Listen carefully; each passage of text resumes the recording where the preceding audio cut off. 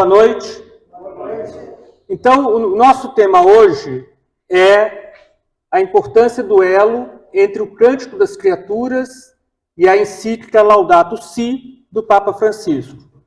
Da vez passada, nós tivemos com a professora Lívia a apresentação do Cântico das Criaturas. Então, a tradução, trabalhou com a gente, e teve a oportunidade, portanto, de passear por todo o Cântico. E hoje a gente vai tentar, então, buscar evidenciar, né? Não precisa tentar fazer, porque está muito claro. O Papa Francisco, ele de forma manifesta, explícita, ele disse que ele parte, né, do Cântico das Criaturas, se inspira em São Francisco. A encíclica tem logo um dos primeiros parágrafos mencionando a importância de São Francisco de Assis, e aí, portanto, a gente estabelecer essa importância, tá? Então, há um elo, qual a importância desse elo? Né? Por que este vínculo, essa relação? Então, dito isso, direita, aqui lembrando, então, o cântico, né, de um lado lá em úmbrio, depois a tradução em português, essa não é a tradução da professora Lívia, que eu já tinha arranjado antes dela fazer a dela. Então, mas que, basicamente, a gente tem aqueles mesmos temas que nós passamos por eles, né? Quer dizer, então, vale a pena observar que o Cântico das Criaturas, a época que São Francisco escreve, então já está próximo ao final da vida dele, naquele momento, séculos XII, início do século XIII, é o momento em que você tinha diferentes movimentos religiosos de cunho extremamente contrários à criação. Né? Um movimento importante é o dos cátaros, ou albigenses, que eles, então, viam que a criação era algo do mal, era uma expressão de um demiurgo, de um demônio. Então, a própria estrutura da igreja, toda a criação, a questão da sexualidade, as criaturas, o que a gente está vendo é a beleza da obra de Deus. O quanto que Deus, não é, quer dizer, que é o Criador, não é a natureza, mas Ele que cria, Ele transcende essa natureza, esse mundo que nós entramos em contato através dos sentidos que nós vemos, ouvimos, não é? Sentimos os aromas, tocamos, esse mundo repleto de criaturas das mais diversas, da água, do fogo, da terra, dos animais, todo esse mundo, ele é um mundo de criaturas e nós somos todos irmãos. Então, uma irmandade. Dentro dessa irmandade, há divindades distintas, né? Quer dizer, então você tem, em termos de nós somos filhos adotivos de Deus, né, através do batismo, temos um papel importante na criação, o homem tem um papel fundamental ali dentro. Então, depois de passar por todos esses elementos, louvor, glória, honra, toda a bênção a Ti, Altíssimo, louvado seja. Então, vai passar lá pelo sol, pela lua, estrelas. Aí você vem na segunda parte final, na segunda metade final do texto, ele vai e foca no homem, porque o homem é o centro da criação. O cristianismo ele não prescinde do ser humano, muito ao contrário. O cristianismo, ele é profundamente antropocêntrico.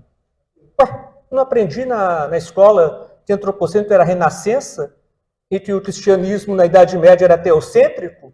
Né? Isso são esquemas que as pessoas criam, mas estão muito longe da verdade, porque o Deus cristão, o Deus que é Pai, Filho e Espírito Santo, ele se encarna, ele entra na história, o absoluto infinito entra na história, vem de fora, ele está além do tempo e do espaço, né? Então, entra nesse mundo nosso, na história, em carne e sangue humana, porque o homem é a mais especial de todas as criaturas.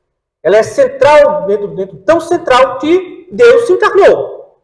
O mistério da encarnação, né, que a gente celebra no Natal. Né? E se encarnou por quê?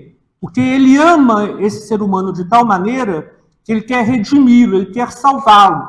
Aquela intimidade que a gente tem no Gênesis, que Adão e Eva ouvem os passos de Deus, portanto, tem alguma proximidade com ele, ela foi rompida pelo pecado, pelo orgulho, pela vaidade, querer ser senhor dos critérios de ao comer o fruto da árvore do conhecimento, dizer o que é bom, o que é ruim, o que é bonito, o que é feio, o que é justo, injusto, como se os critérios fossem meus, né? Ser humano. Então, quer dizer, rompida automaticamente a partir daí aquela familiaridade, né? Certa familiaridade que você tinha com a presença de Deus, então inicia-se já desde então a obra da salvação, de você preparar o povo judeu progressivamente para que ele estivesse pronto na hora que, no melhor momento, para que Deus se encarnasse, para que ele pudesse compreender em melhores disposições aquela mensagem da redenção que vai ser dada no Evangelho. Então, quer dizer, e nisto está centrada a questão do perdão, não é? Porque aqui, o sacrifício de Deus na cruz, na pessoa de seu filho, ou na processão, né, como os orientais, os católicos orientais gostam de chamar, a processão, não a pessoa do Pai e do Filho, mas a processão do Pai, do Filho e do Espírito Santo. Mas essa processão, ela entra na história para nos redimir, né, da necessidade de pagar pelos nossos pecados. Né? Quer dizer, quem paga, quem vai lavar a morte de Cristo na cruz. Tá? Então, quer dizer, e aí você vem para que, bastando que a pessoa ela busque se converter e seguir a Jesus seriamente, né, ela será perdoada e ela é estimulada também a perdoar. Então, a gente viu com a professora Lívia que a questão do perdão ela é central na segunda parte. Então, a gente tem claramente vinculado toda essa questão da criação, da valorização dela, como expressão do Criador, tá? E dentro dela, a pessoa humana como central. Esses elementos, eles estão todos presentes na Laudato Si. Esses elementos estão todos presentes na Laudato Si, sem faltar nada. Então, assim, isso é muito importante, porque quando a gente fala em ecologia, em proteger a natureza, em ambientalismo, muitas vezes, frequentes vezes, esse ambientalismo ele é desenvolvido, praticado de uma forma não só não humana, como muitas vezes anti-humana. Como se o próprio ser humano ele fosse o vírus, a bactéria do mundo, do planeta, e que melhor seria que o ser humano não existisse. Existe um ambientalismo, existe uma ecologia que milita nesse horizonte. Milita nesse horizonte. E não é à toa que dentro disto, porque ele é tão culpado que melhor seria se ele não existisse. Ou pelo menos não existisse na quantidade que tem aí. Porque é muitas vezes descrito como se fosse um vírus que de forma desordenada vai crescendo sobre o planeta e o planeta se fosse um organismo que tivesse atacado pelo vírus chamado homem. É o ser humano. Então, perceba, do ponto de vista cristão, isso é totalmente antagônico. Então, é importante que a gente busque discernir, e isso é algo que o Papa Francisco vai desenvolver aqui. Mas antes da gente entrar na encíclica propriamente, observar o seguinte. A encíclica, a Laudato Si, ela é um documento da Igreja que está inserido em um conjunto de documentos que a gente chama de doutrina social da Igreja, o pensamento social da Igreja. Então, essa doutrina social da Igreja, ela tem como característica o fato que ela se desenvolve em um momento único na história da humanidade, que é a partir da Revolução Industrial.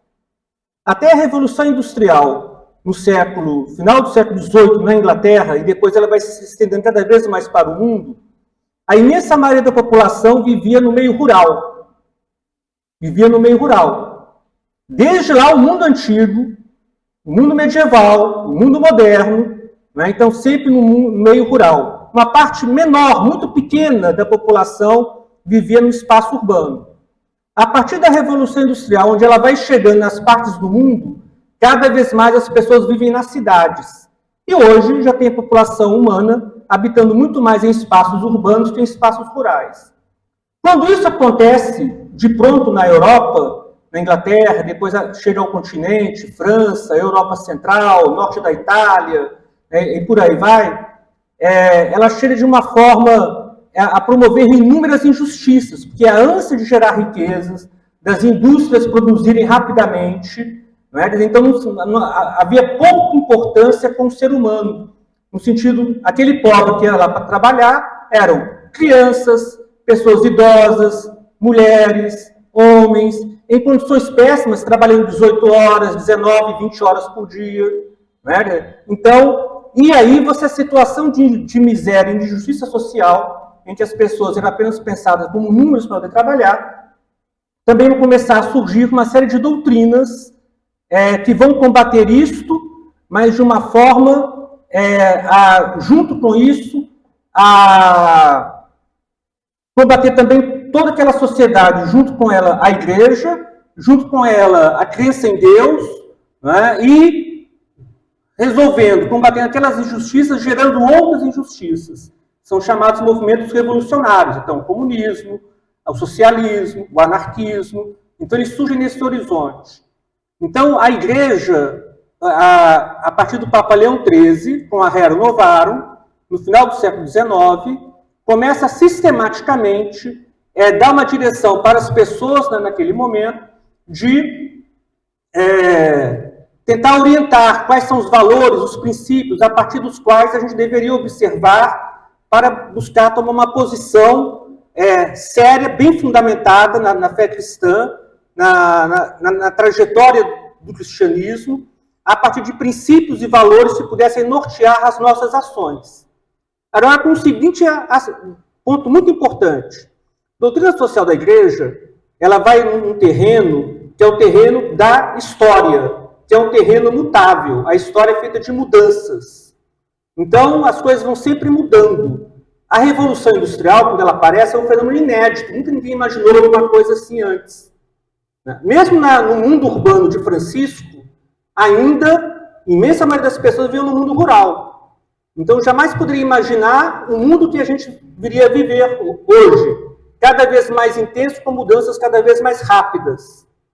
Então, nesse sentido, a doutrina social da igreja não é como a doutrina cristã, católica, não é como os ensinamentos de moral, né, que são sempre fundamentalmente numa mesma perspectiva, né, doutrina segura, firme, clara, da gente saber de como devemos nos comportar, independente da época da história, os elementos fundamentais que estão ali no credo, que a gente reza todos os domingos na missa, ao menos neles, né? Então, é diferente, porque a história muda. Então, a primeira encíclica dos institutos da igreja chama-se Rerum Novarum, das coisas novas. E as coisas novas, elas, com o tempo, também vão se tornando obsoletas e novas coisas surgem. Quando o Papa João Paulo II escreveu há centésimos anos, comemorando 100 anos da Rerum Novarum, ele disse assim, agora nós temos outras coisas novas. Não é? Porque o mundo, ele muda cada vez de forma tão mais intensa, que sempre precisa da igreja se debruçar constantemente para poder apontar pistas para que nos guiem na nossa vida social, política, dentro dessa história. Então, a doutrina social da igreja é isso. E aí, existe, portanto, esse aqui que é o compêndio da doutrina social da igreja, que vale muito a pena para a gente que é preocupado com a vida social, com os problemas que a sociedade enfrenta, com questões políticas, históricas, é compreender e estudar a doutrina social da Igreja. A Laudato Si é mais um documento da doutrina social da Igreja. Detalhe importantíssimo. Quem quiser comprar, vai lá, compra, toma nota no próprio livro. Mas, tudo isso a gente acha de graça na internet. No site do Vaticano, você vai achar todo esse texto aqui, isso é um documento do Vaticano, tá? E também vai achar não só a Laudato Si, como todos os outros documentos do magistério.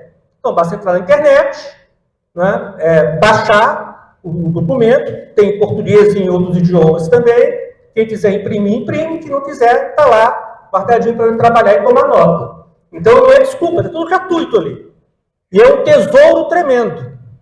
Hoje a gente vai ver rapidamente, não dá para poder trabalhar em profundidade em menos de uma hora a Laudato Si, mas eu vou chamar a atenção de alguns aspectos importantes, para que a gente, muitas vezes as pessoas não chamam a atenção, algumas chamam e outras não, mas para que na leitura possam estar atentos e seja um convite, um estímulo para que vocês possam conhecer, entrem em contato, quem não conhece ainda, com a encíclica Laudato Si. Então, está aqui, né, há 2 edições em português, publicadas, a das Paulinas e da Loyola, em coedição com a Paulus, da Laudato Si, o Papa Francisco no cantinho esquerdo de quem está vendo ali, o Papa Francisco tem 2 ineditismos. Ele é o primeiro jesuíta que se torna Papa, porque os jesuítas sempre evitavam assumir encargos, né, em dioceses e assim por diante, então ele é o primeiro, e é o primeiro que se chama Francisco também. Né? Como ele mesmo diz na encíclica, ao falar de Francisco de Assis, que ele tomou Francisco como uma direção para o seu pontificado. Então está lá o Francisco, São Francisco de Assis, e ali a gente tem, no canto à direita, uma plataforma em espanhol, chama-se Desde la Fé, né? Que aí no Twitter e também no site publica sempre textos que buscam chamar a atenção para os diferentes temas da igreja, os momentos que se faz memória. E essa semana passada que acabou e agora, essa semana, ela foi a semana do Laudato Si. Semana Laudato Si, por quê? Porque ali, em 24, ali embaixo de São Francisco de Assis, ali com um passarinho na mão, foi firmada, foi publicada 24 de maio de 2015, publicada em 15 de junho desse mesmo ano. Então, como ela foi escrita em 24 de maio, toda semana em que o 24 de maio cai, na semana passada começou no dia 23, a segunda-feira, então é a semana Laudato Si a cada ano. Então, várias igrejas pelo mundo fizeram um esforço para poder refletir, desenvolver a questão da Laudato Si, as propostas, pensar do ponto de vista como transformá-las em questões práticas, o estudo e assim por diante. Ou seja, nós não estamos um pouquinho atrasados, né? Mas, assim, foi semana passada, então ainda estamos no sopro da semana Laudato Si. Então, ali é uma imagem que resume alguns pontos, mas, na verdade, quem tivesse acesso a esse card, clicaria sobre ele e abriria um texto em que desenvolveria um pouquinho mais esses elementos que estão marcados ali. Então, o seu nome, louvado seja meu Senhor, significa, em seguida do Papa Francisco sobre ecologia, está inspirada no Cântico das Criaturas, adverte sobre contaminação da água, da terra e do ar, chama a unidade de todos os setores para resolver a crise ecológica, chama a uma conversão ecológica com propostas concretas para o cuidado da casa comum. Quer dizer, então, aí ficaria ali e desenvolveria os diferentes aspectos. Bom, aqui é o sumário da encíclica, tá? Então, a gente tem ali introdução, capítulo 1, capítulo 2, 3, 4, 5 e 6.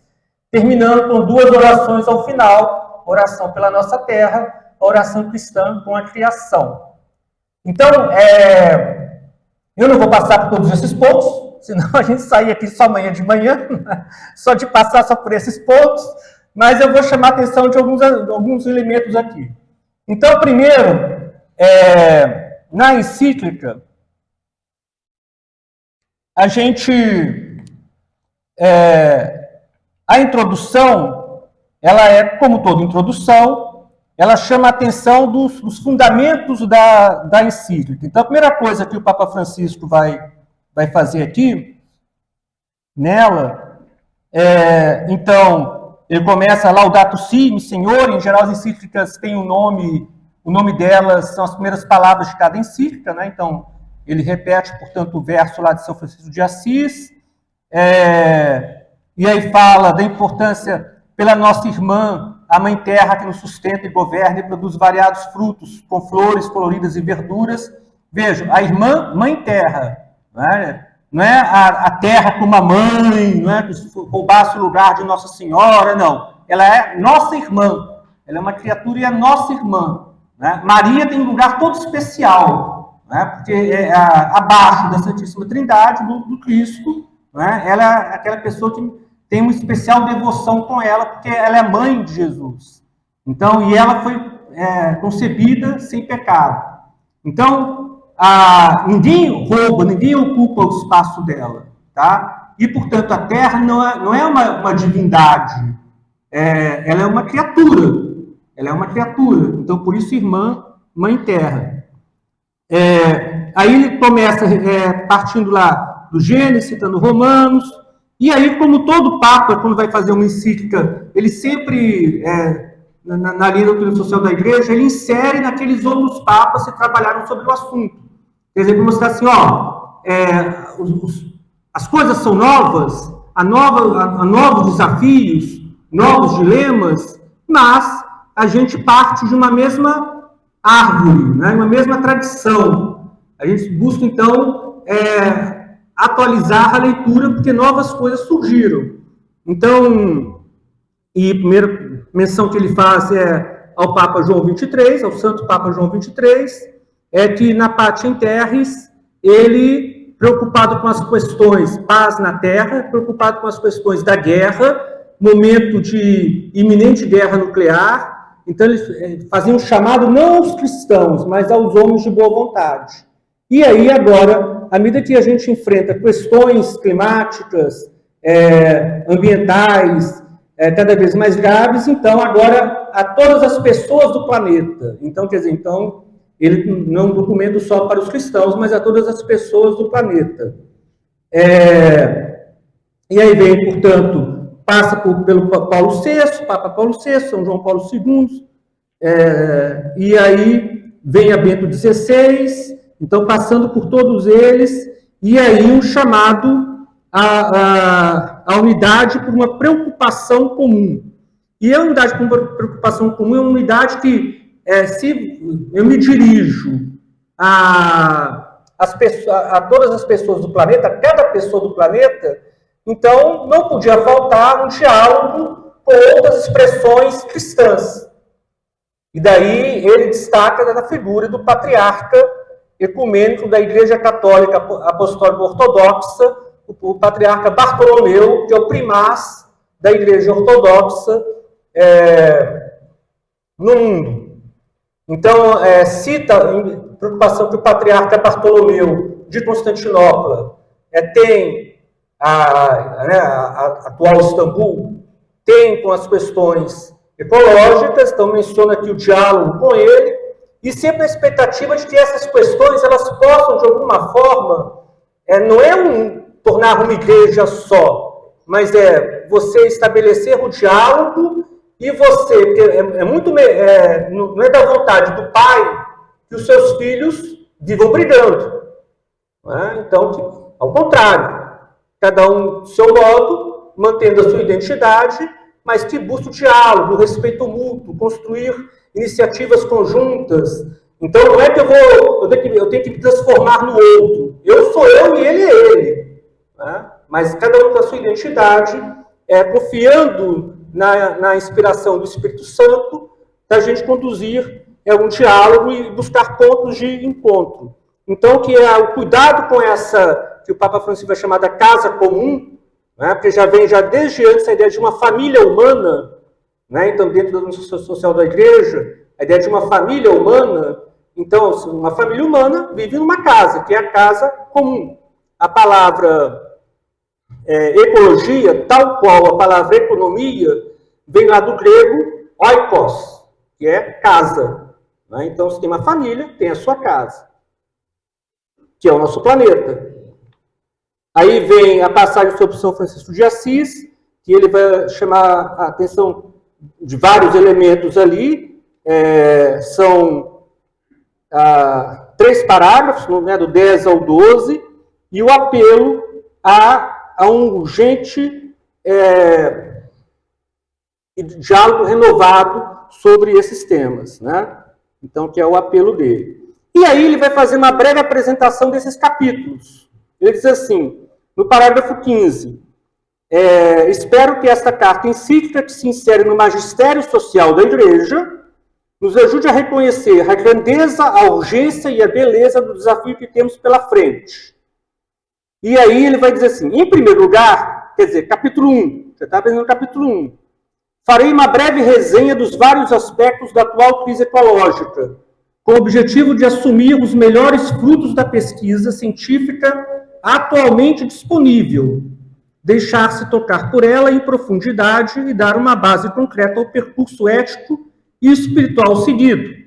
A partir dessa panorâmica, capítulo 2, retomarei algumas argumentações que derivam da tradição judaico-cristã, a fim de dar maior coerência ao nosso compromisso com o meio ambiente. Então, capítulo 1, o que está acontecendo com a nossa casa, então a resenha que ele falou. Capítulo 2, o evangelho da criação, em que ele vai buscar os elementos da tradição judaico-cristã no Antigo Testamento e no Novo Testamento, que permitem, então, a gente refletir sobre esses assuntos. Depois, procurarei chegar às raízes da situação atual. Capítulo 3, de modo a individuar não apenas seus sintomas, mas também as causas mais profundas. Capítulo 3, a raiz humana da crise ecológica. A raiz humana, né? Não quer dizer que seja, dentro desse mesmo capítulo, ele vai observar que há fatores também não humanos, né? Mas aqui, se a gente é um chamado a todas as pessoas, a cada pessoa do planeta, então estou falando com pessoas humanas, então cada um vai fazer, inclusive interferir naquilo que é causador, e naquilo também que ele pode não ser causador, mas pode remediar, né? Aí a gente passa para o 4. Podemos, assim, propor uma ecologia que, nas suas várias dimensões, integre o lugar específico que o ser humano ocupa neste mundo e suas relações com a realidade que o rodeia. Isso é o que ele vai chamar de ecologia integral. Então, a gente vê no 4 que ecologia, a gente sempre remete à ideia de meio ambiente, de natureza. No começo é isso, quando se desenvolve a ecologia. Mas ela é muito mais do que isso, porque se eu estou a falar de casa, então tem as mais diferentes dimensões. Então, a questão da cultura, da vida cotidiana, do princípio do bem comum, já que é uma casa comum, nela vive a família humana, então, mais do que nunca, o tema do bem comum, a justiça intergeracional, né? Então, entre as gerações. E aí é importante porque volta e meia, e na encíclica vai aparecer também algumas vezes a palavra sustentabilidade. O que é sustentabilidade? Sustentabilidade é eu viver a minha vida, fazer as minhas coisas, não só me preocupando com este momento onde eu vivo, mas com o que virá para as outras gerações, em deixar algo melhor para as próximas gerações.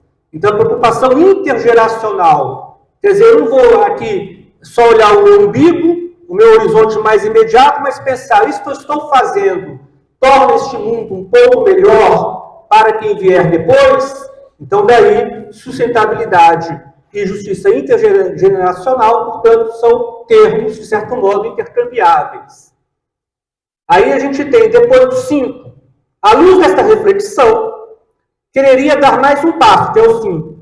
verificando algumas das grandes linhas de diálogo e de ação que envolvem, seja cada um de nós, seja a política internacional. Finalmente convencido, como estou, de que toda mudança tem necessidade de motivações e de um caminho educativo. Proporei algumas linhas de maturação humana inspiradas no tesouro da experiência espiritual cristã. Então, isso é o sim. Então, a gente vê algumas linhas de orientação e ação que aparecem ali. Depois ele vem para o 6. Embora cada capítulo tenha a sua temática própria e uma metodologia específica, o seguinte retoma, por sua vez, a partir de uma nova perspectiva, questões importantes abordadas nos capítulos anteriores. Então, ele agora vai fazer um ramalhete, né? Vai pegar tudo que comentou ali, vários temas foram apresentados ao longo de cada um dos capítulos, e vai agora rever alguns dos temas sobre uma outra dimensão. Então, diz assim, isso diz respeito especialmente a alguns eixos que atravessam a encíclica inteira. Por exemplo, a relação íntima entre os pobres e a fragilidade do planeta, a convicção de que tudo está estreitamente interligado no mundo, a crítica do novo paradigma e das formas de poder que derivam da tecnologia, o convite a procurar outras maneiras de entender a economia e o progresso, o valor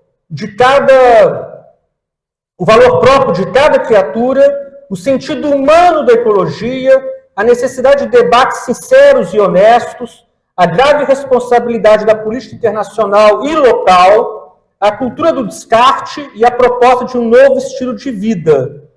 Esses temas nunca se dão por encerrados, nem se abandonam, mas são constantemente retomados e enriquecidos. E aí que ele vai, ele citou aqui a cultura do descarte. A cultura do descarte ela já aparece logo no que está acontecendo com a nossa casa. É um dos primeiros temas, é um tema muito caro ao Papa Francisco. O que é a cultura do descarte? Não é útil, dá trabalho, é oneroso, descartemos. Não é? Quer dizer, mendigos, idosos, pessoas doentes, não é? Deficientes. Então, assim, você fica impaciente com isso te dá um trabalho enorme, e o trabalho que você perde, um tempo que você deveria se dedicar às suas próprias atividades, seu lazer, seu ganha-pão do dia a dia. Então, você não vê utilidade nesse tipo de coisa. Então, daí é o descartável. Né? A pessoa humana descartável e também objetos. Não é à toa que a gente vive, por conta da industrialização, da necessidade sempre de mais e mais bens e gerar mais e mais dinheiro circulando na sociedade, a chamada obsolescência programada. Eu tenho idade suficiente para lembrar do tempo que algumas coisas duravam mais. Um sapato, uma camisa, durava mais tempo um objeto que você comprasse, como eletrodoméstico. Hoje em dia, né, eu vou comprar um celular, logo aquele carregadorzinho, logo é a primeira da Paula. Você não consegue mais, né, conectar direito e carregar o celular. Para você, então, comprar aí, quando você vai buscar fora, aí sim você vê a diferença, um material vagabundo que vem junto com o celular, e lá você tem melhor, esse é mais resistente, está melhor, e assim por diante. E mesmo assim não dura tanto, dura um pouco mais do que o outro, mas não dura quanto deveria durar. Então, descarte de objetos e de pessoas. E aí que o Papa Francisco vai caminhar para contraponto a todo o descarte, ele menciona já no capítulo 1, no capítulo 6, ele vai falar da cultura do cuidado com o outro. Do cuidado. Né? Então, quer dizer, ao invés da dimensão do poder, a dimensão do serviço, de você cuidar, de você zelar. Né? Então, é uma outra dimensão. Então, não só faz a resenha dos problemas, dos desafios, mas aponta também saídas. Avisa da preocupação da tecnologia, como se ela e a economia associadas fossem resolver tudo, e tivesse a dimensão do mundo se resumisse a técnica, essa tecnologia, e aí ele vai colocar ao diálogo com as ciências as religiões. que tem um olhar mais profundo, para além daquele imediatismo superficial das coisas que a gente vê. Né? Então, até que a ciência ela não é capaz de, por si só, resolver os desafios e os problemas mais profundamente humanos. É importante que você tenha também um olhar com maior profundidade. Então, esse diálogo entre as religiões, no mundo cada vez mais imanente, só preso àquilo que a gente vê, que toca, que imagina que é prático, que é imediato, que é útil, ela necessita cada vez mais do transcendente, da busca da beleza, da verdade, do absoluto, do infinito, da justiça. Né? Então, esses pontos eles são fundamentais que a gente tenha em mente para ir além de um discurso fácil, porque existe também um discurso fácil no meio ecológico, em que é eivado por ideologias, que, portanto, são disputas, que tentam submeter o homem a simulacros do que é humano, né? Então, em que seja mais importante empoderar do que ser protagonista. Né? O que é empoderar? Você está na visão do poder, poder, poder, poder, o empoderar para que eu justiça, paz, amor e beleza, louvados sejais. Amém. Então é isso. Né? Abrir para as perguntas, debate. Né? São os pontos de reflexão que a gente lança aí.